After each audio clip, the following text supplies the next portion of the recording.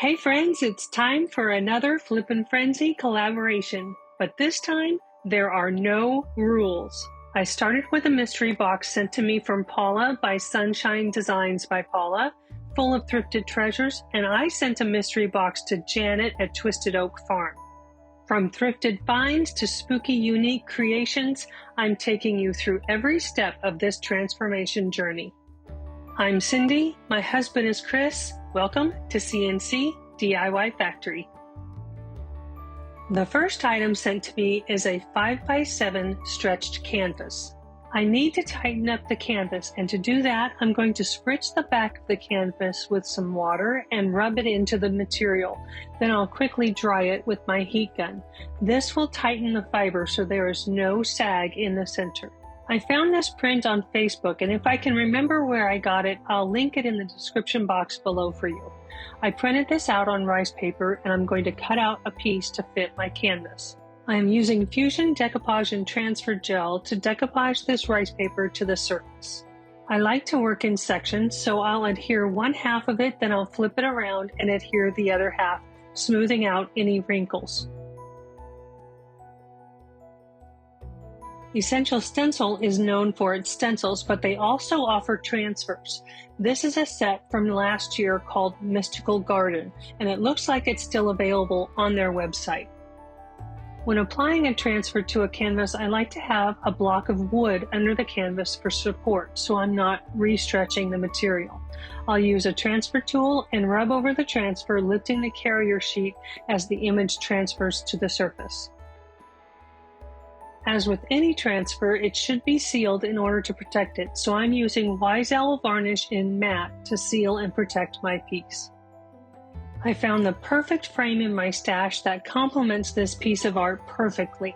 It just sits right inside the frame, and if I want, I can switch it out with each season.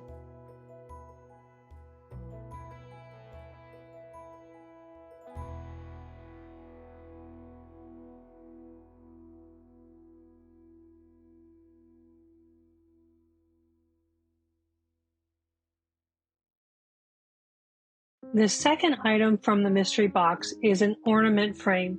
Now, I don't want the sentiment that's on this frame, so I will start by sanding off the words and the date from the front.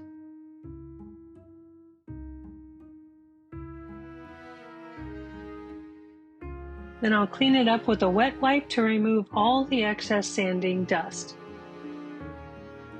I need to restain this dark wood part, so I grabbed my Dark and Decrepit DIY liquid patina and a wet wipe.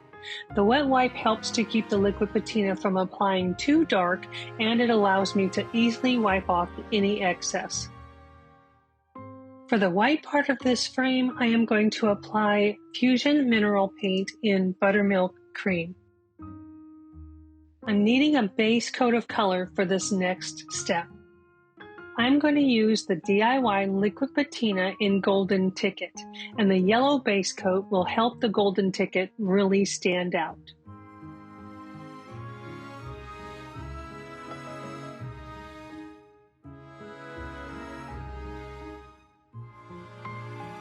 For the picture portion of this ornament, I'm going to use a piece of the rice paper from the previous project. I'll use the plastic film as my guide to cut out a square piece to fit the frame.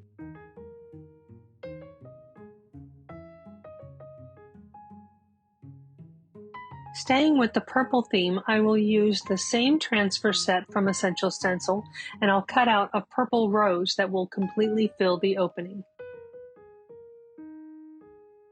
Then all that is left is to put the pieces together, and my second free-for-all thrift flip is complete.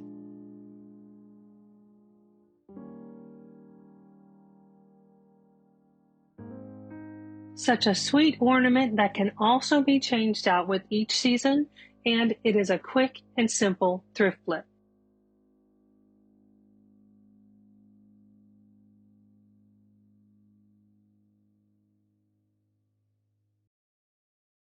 This third thrifted item is a heart-shaped tin. This one took me a long time to decide how I was going to flip this into a Halloween decor item. I pulled out the ephemera that Paula sent in the mystery box and chose this card with the gold and purple swirls because it matched my theme. I traced the heart on the back of the card and cut it out to fit down inside of the heart. Now, projects like this bring out the crafter in me, and I just love a good challenge.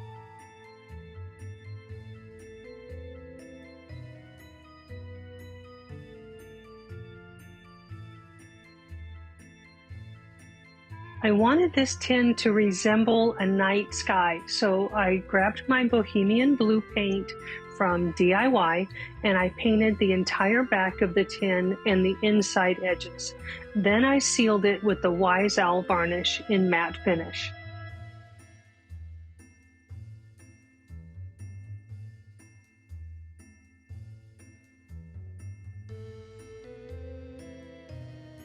To create the stars, I took a little bit of the Fusion Mineral paint in parchment and watered it down, and then I used my fan brush to splatter white drops all over the outside and the inside of the tin.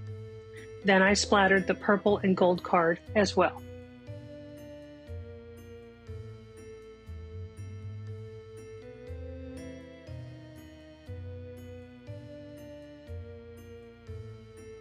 Once that paint was dry, I used E6000 to glue the card into the tin.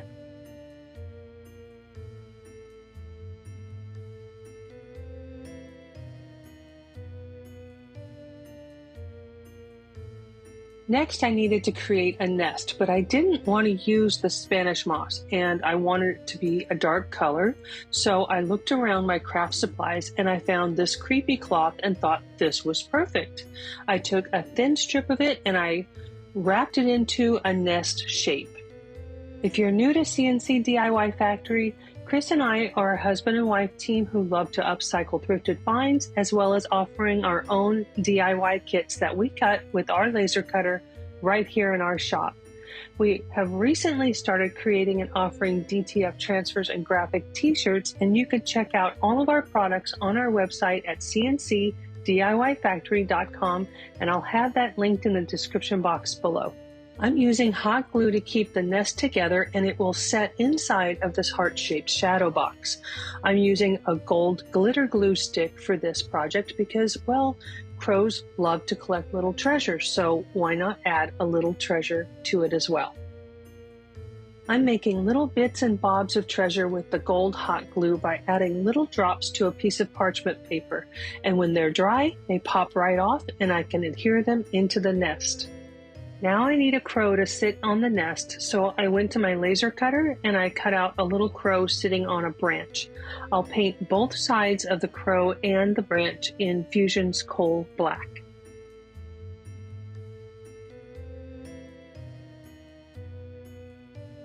Once that is dry, I'll go over the top of the crow with the Master's Touch acrylic pearlized carbon black paint. This will give it a little bit of a mystical sheen that crows have. Everyone knows that crows have beady eyes, and to create that, I will use some glitter glue and add a dot on both sides of the crow for its eyes. I'll use the same gold hot glue and add the crow sitting on its nest, protecting its treasures. I feel this needs just a little more spookiness, so I dug around in my stash again and I found these bones. They are a little too big, so I cut them down to size, and they're a little too clean, so to get them a bit more grungy, I'm using Fusion's Antiquing Glaze and a wet wipe. So I'll just wipe the glaze on the bones, and then before the glaze has time to dry, I'm also using my DIY Dark Decrepit Dust for some texture. Once the bones have completely dried, I will hot glue them into place all around the nest. Even though this might not be a typical thrift flip, I had a lot of fun flexing my creativity and coming up with this spooky little shelf sitter. Let me know what you would have created with this heart-shaped tin, and if you would have come up with this kind of an idea too.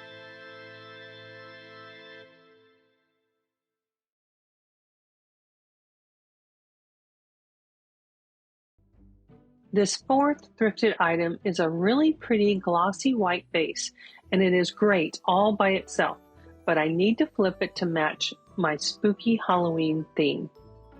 And what is more perfect than using the DIY Blood Moon paint color mixed with some salt wash? Salt wash is a texture additive for paint, and when it dries, it is as hard as concrete. It will also help the paint to adhere to the glossy finish of this vase. You want the mixture to be a consistency of brownie batter, and it is best if you add a little at a time to get the right consistency. Then I'll use a chip brush and I'll pounce the paint mixture onto the surface to create small peaks and valleys. I'll paint the bottom of the vase first, and then I'll dry it so I have something to hold on to while I paint the top part. This video is part of the Flippin Frenzy Collaboration with Sonnet's Garden Blooms membership group, where a bunch of us get together every few months for this, and I love seeing what everyone creates. I'll have a link to the playlist in the description box below so you can follow along and see all the amazing creators and what they create. Once the paint is completely dry, I'm going to use the Wise Owl varnish in matte to seal it in, and then I'll dry that completely before moving on to the next step.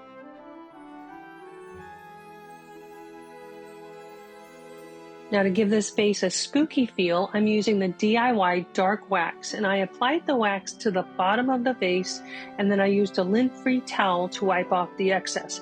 But I realized it was not wiping back as much as I wanted it to. So for the rest of the vase, I decided to use the DIY clear wax first, and then I'll use the DIY dark wax over top of that. The clear wax helps to keep the dark wax from overpowering the piece, and I can wipe off the excess much easier, and it will leave the dark wax down in the cracks and crevices of this vase, giving it that spooky look and feel. Once the wax cures, you'll be able to see the variations in the blood moon color and the dark wax, and I am just loving this vase for my Halloween theme.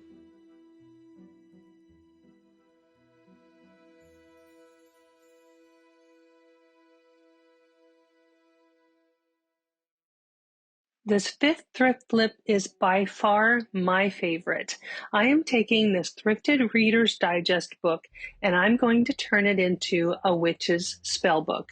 I'm starting with painting the front, the back, and the spine of the book with Parchment by Fusion Mineral Paint. Once that is completely dry, I can turn it over and work on the inside cover. I'm going back to the DIY Blood Moon paint, and I will paint around the inside of the cover. Then I'll take my matte Mod Podge and I'll water it down. Now you can use school glue for this as well. Once I have it a little thinner, I'll use my chip brush and I'll brush the Mod Podge over the entire inside cover. Now, hindsight, I should have painted the entire inside cover with that blood moon and not just around the edges. Then I'll start to glue all the pages together and the edges of the pages to the book, creating a curved open book. This takes some time and I try to dry it as I go, but once I have the entire book glued down in the shape that I want, I'll let this sit overnight to fully dry.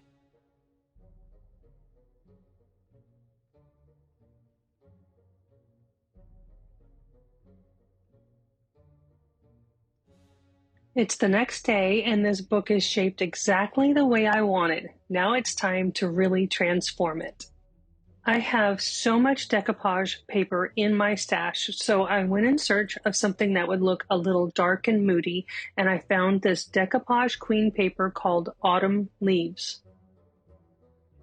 I cut the rice paper to fit the back covers of the book, and I'm using the Fusion Decoupage and Transfer Gel to adhere the paper. I will work in sections, smoothing down the rice paper and adding an additional coat of the gel over the top to seal it all in. Once it is dry, I'll use my finger sander and sand off the excess paper. Now the sandpaper is actually creating a ragged look around the edges of the book, and I think this just adds to the overall look of it.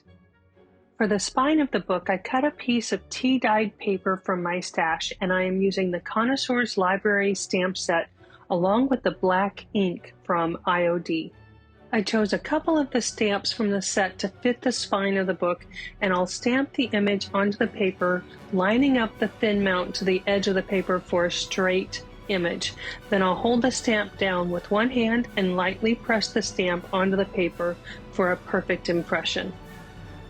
Using my Fusion Decoupage and Transfer Gel, I'll adhere the tea-dyed paper to the spine of the book, making sure to press the paper into the grooves of the hinge.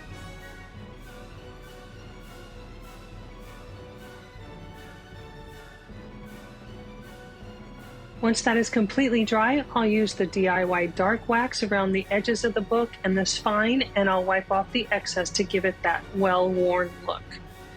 And now the back of this book is finished and looking beautiful. For the front of the book, I'm painting the two front pages with the parchment color by Fusion. I printed another page of this background image and I cut it to fit the pages of this book.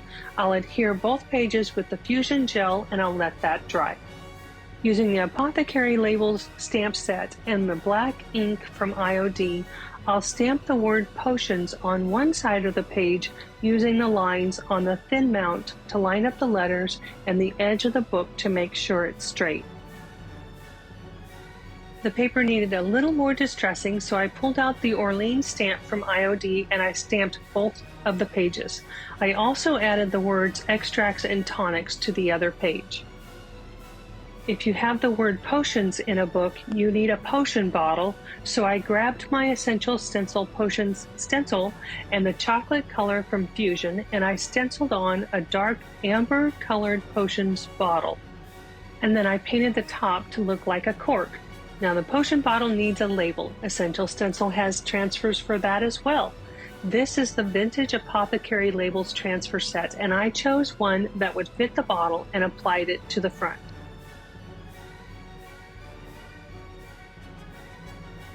I found the perfect crow and flowers in another set of transfers from Essential Stencil called Bones to Blossoms, so I added those around the book. I found another free printable on Facebook and I printed these tags on rice paper and cut out 3 of them along with some of the purple roses from the Mystical Garden transfer set. I glued some purple flat-back jewels around the neck of the potion bottle and I attached a velvet ribbon to the center of the book. To finish the look of this project, I added DIY dark wax on the pages and around the edges of the book and wiped back the excess. This project definitely took the longest to complete, and I feel I just finished a marathon in record time, but I absolutely love how this turned out. So which Flippin Frenzy piece was your favorite? Let's take one final look at all 5 projects together. I hope I gave you some inspiration to think outside of the box and to just create pieces using what you have on hand and a little imagination.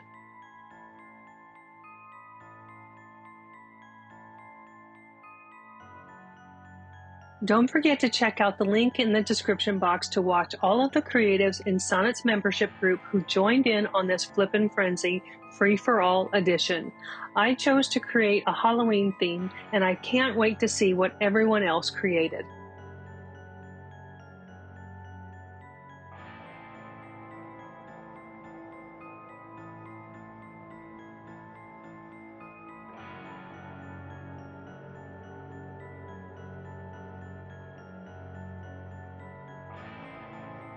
And if you haven't already, don't forget to hit that subscribe button and hype this video. Then join me for more DIYs, vintage-inspired projects, and creative ideas right here on our channel.